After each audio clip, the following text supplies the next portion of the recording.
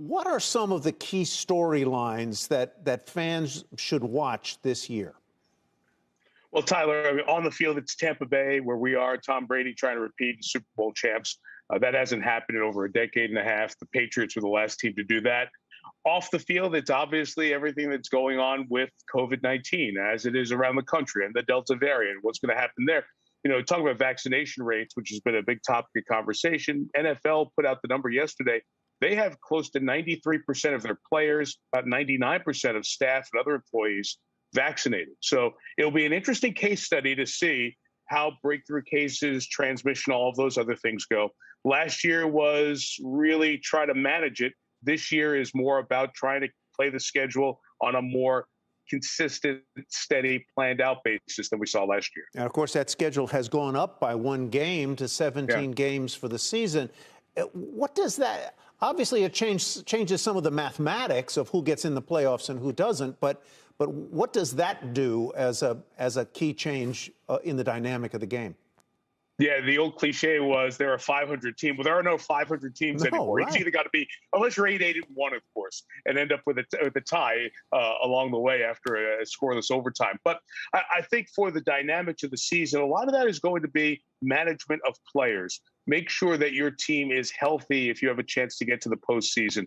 How much work are you doing in practice? It is going to be a longer season, thus more physically taxing. Of note, Tyler, include Dak Prescott of the Cowboys. We had 9 quarterbacks who didn't play starting quarterbacks who didn't play a snap in the preseason. So I think teams are trying to make sure they get to the starting line healthy to give them any chance to get to the finish line healthy. Let's get to gambling, which is one of the big changes that has been coming to. I mean, hey, there was gambling. Hey, look, there was gambling in pro football all along, folks. But now it has been legitimized. The league is in partnership with one of the major players here. They're going to be gambling ads. How do you think that affects the interest in the sport? Well, it's taken a lot of steps, from illegal gambling with bookies to offshore gambling to the office pools and tickets that people used to fill out, all the way up now to fantasy football, and now legalized gambling in so many states where people can sit on their phones in the states where it's legal and make wagers beyond going to Vegas or other states where in-person sports gambling was or now is legal. The league has taken steps along the way here, Tyler, and I think this is another step of the advertising, the partnerships that are out there.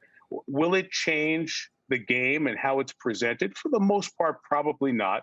But I think some of the tongue-in-cheek conversation that would happen in some of the shows during the week will just become honest conversation.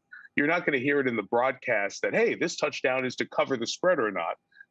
That the league isn't at that point yet, but I think it continues to be steps forward and steps forward. They continue to say it is fan engagement. You're seeing a ton of people play fantasy football. You see a lot of people involved in other pools as the season goes on with their friends or with legalized gambling or illegal stuff. And now the league is just trying to capitalize on that, one, financially, and two, to help maintain interest and bring people to live sports. And that is one of the very few things that still resonates on the business side of television.